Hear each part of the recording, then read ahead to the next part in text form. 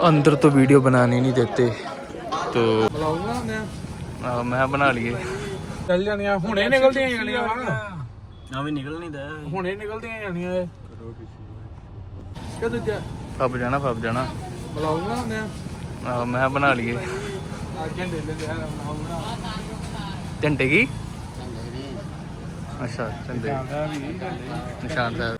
हाँ जी, तो सत श्री अकाल जी, नमस्ते जी, स्वागत है आपका एक और नए व्लॉग में।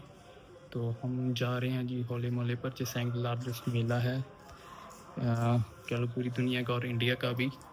आफ्टर महाकुंभ तो एवरी 12 ईयर्स में होता है, होला मोहल्ला एवरी ईयर में होता है। उसमें 40 लाख लोग आते हैं दर्शन करने, श्रद्धालु 4 मील के अराउंड।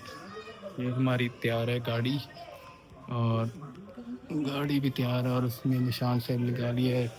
निशान साहब झंडा कह सकते फ्लैग, ये पुरातन तरह का आता है, पुरातन निशान साहब यही मेन था सिख धर्म का। पहले 3-4 दिन आपको दर्शन कराएंगे। 3-4 दिन मेला है, होला मोहल्ला एवरी ईयर मार्च के राउंड के पास आता है।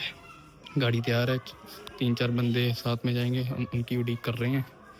सो तैयारी पूरी है हमारी, आपको मिलते हैं आगे जाकर। तो हाँ जी दोस्तों, ये लीजिए हमारी तैयारी हो चुकी है निकलने के लिए जी। हम गाड़ी पर जा रहे हैं, तो वो 5-6 हमारे मित्र दोस्त हैं, वो भी साथ में जाएंगे हमारे साथ। अनंतपुर साहब ना 180 किलोमीटर दूर है, मतलब 3 से 4 घंटे का रास्ता, 3 घंटे कह सकते हैं अमृतसर से। एंड आधा रास्ता है मणिकर्ण साहब तक का। मणिकर्ण साहब भी कह लो कि 400 किलोमीटर दूर है अमृतसर से। सो बट वो 4-5 घंटे अलग से लग जाते हैं अनंतपुर साहब से। हालांकि रास्ता आधा है, फिर भी लग जाता है टाइम। तो आप जुड़े ही रहिएगा हमारे इस जर्नी के साथ देखने के लिए। तो भाई साहब हम रास्ते में ब्रेक ले रहे हैं, यहाँ पर खा पी रहे हैं, ब्रेक ले रहे हैं। घंटे का रास्ता रह गया बस, 50 किलोमीटर कुछ। तो ये लीजिए भाई लोग, हम पहुँच चुके हैं अनंतपुर साहब की आउटसाइड साइड में। अभी रश नहीं है, इतना कम है। आज 27 तारीख है ना, तो सॉरी आज 26 तारीख है। 26 तारीख की शाम को रश कम है, मेला 4 तारीख को है, तो अभी इतना रश नहीं हुआ। थोड़ी बहुत ही संगतें और दुकानें हैं। रास्ता पूरा ख़राब था, पिछला आधा पौना घंटा रास्ता ख़राब था। गढ़शंकर के पास सड़क बन रही है, सड़क बनी नहीं है, सारी काफ़ी टूटी है, ख़राब है। सो आप सब ध्यान से आना अगर अमृतसर वाली साइड से आ रहे हो तो। और ये देखिए आगे जाकर लोगों ने गाड़ियाँ फंसा दी हमारे आगे। सो बने रहिएगा हमारे साथ दोस्तों। ये देखो कितनी ट्रैफिक हो गई है कि हम रास्ते के एंड में पहुंच गए थे, इन्होंने गाड़ी फंसा दी अपनी। अभी रास्ता दोनों साइड से पूरा ब्लॉक हो चुका है, अब क्या करें। तो भाई लोग हम पहुंच चुके हैं, ये ट्रैक्टर ट्रालीज हैं, और ट्रैक्टर ट्राली का आपको बाद में अच्छे से दिखाऊंगा, सारी ट्रैक्टर ट्राली बाद में।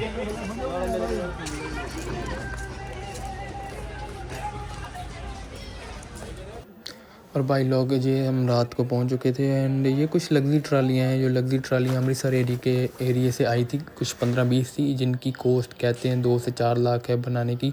ये हमारी पर्सनल ट्रॉली थी। बाद में हमने रात को लंगर छका, लंगर में अच्छा खासा था, लंगर स्वादिष्ट था। उसके बाद हम रात को सोने चल के सोए, तो हम 1-1:30 बजे गए। उसके बाद ये मॉर्निंग का सीन। हम लोग आ चुके थे, रात को 11:30 बजे पहुँच गए थे अपना।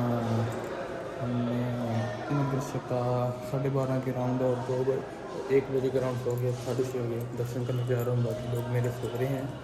आज का प्लान है दर्शन करके तो मणिकर्ण साहब जाएंगे। मैं छोटा होता हुआ तो क्या था इसमें अच्छे से वायर कॉल नहीं हुई। सो मैं ये बता रहा कि मैं मणिकर्ण साहब गया था, हिमाचल में जो पड़ता है, वहाँ पर ऐतिहासिक गुरुद्वारा साहब भी है।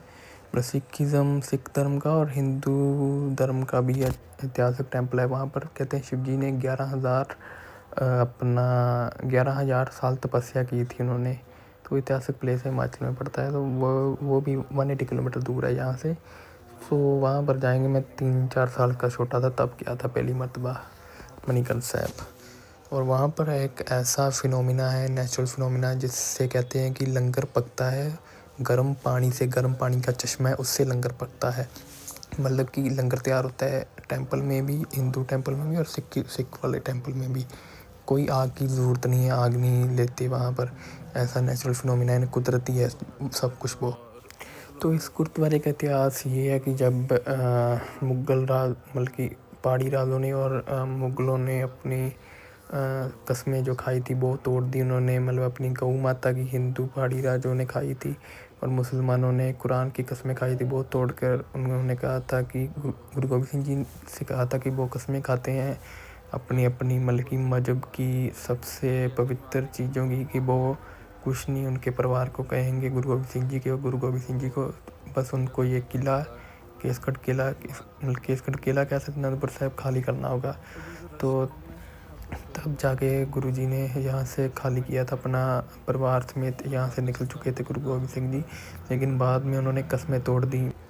मुग़लों ने और पहाड़ी राजाओं ने कस्में तोड़कर उनको गुरुजी और गुरुजी की फैमिली पर हमला कर दिया, लेकिन गुरुजी तो सही सलामत निकल गए, लेकिन उनका परिवार बिछड़ गया वहाँ पर, सभी परिवार खेरू खेरू हो गया।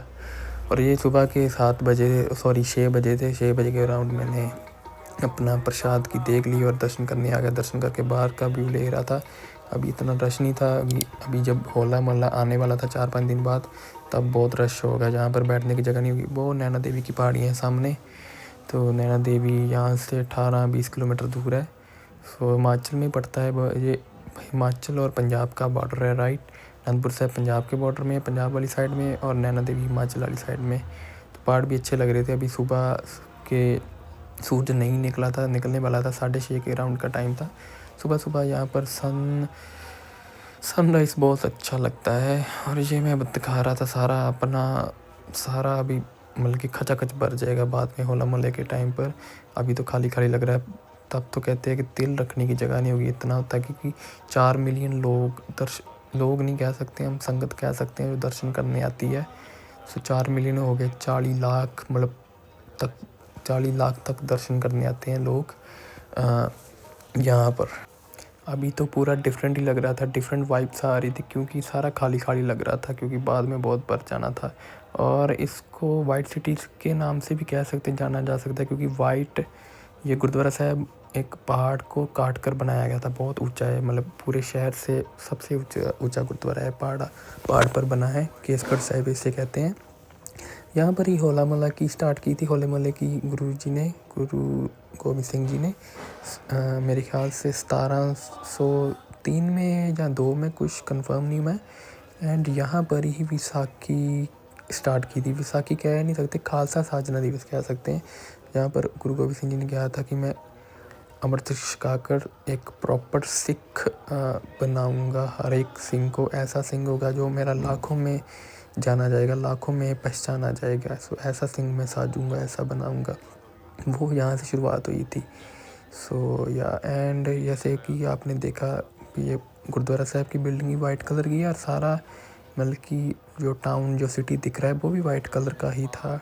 सारे घर वाइट रंग में ही रंगे हैं, और इसकी खूबसूरती बयान नहीं करी जा सकती गुरुद्वारा साहब की। यहाँ पर 5 गुरुद्वारे साहब है, 5 किले के नाम से जाना जाता है अनंतपुर साहब।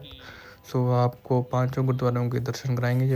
एंड पहाड़ी इलाका है, पहाड़ी इलाके के चक्कर में यहाँ पर थोड़ा ठंडा था, सुबह सुबह ठंडी थी।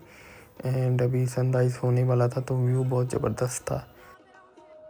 पिछले साल मैं आया था, साल के बाद मैं आया हूँ। अब मैं पिछले साल ही होले भाई साहब बयान नहीं कर सकता क्या गजब की फीलिंग है राइट नाउ। आप भी ज़रूर आइएगा यहाँ पर अगर आपको टाइम और मौका मिले, क्योंकि बहुत अच्छी नाइस प्लेस है दर्शन करने के लिए, पहाड़ी इलाकों के बीच में है। एंड ये पार्किंग देख रहे हैं अभी तो खाली है, लेकिन ये भर जाएगी। आपको अगले नेक्स्ट 4-5 दिन में दिखाऊंगा जब मेला एक्चुअल स्टार्ट होगा।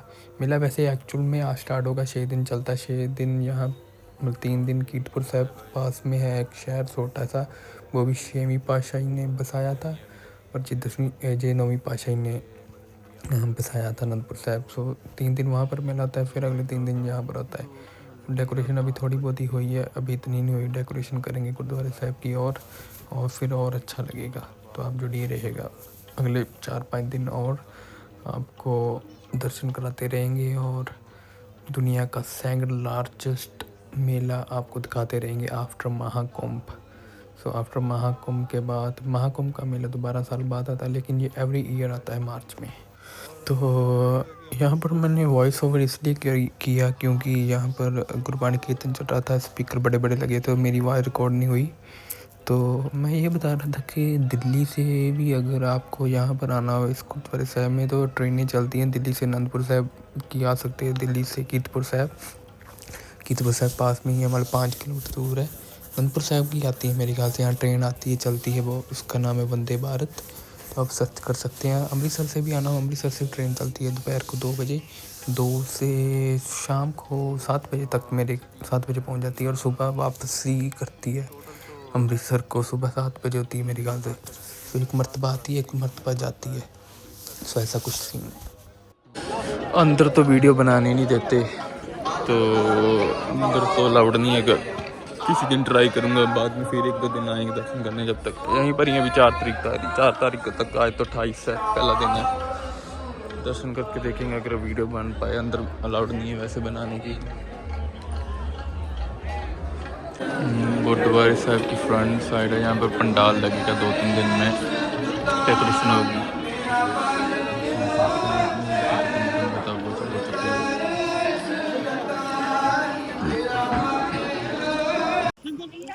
अभी डेकोरेशन चल रही है, डेकोरेशन हो रही है थोड़ी थोड़ी, डेकोरेशन का सामान आ चुका है।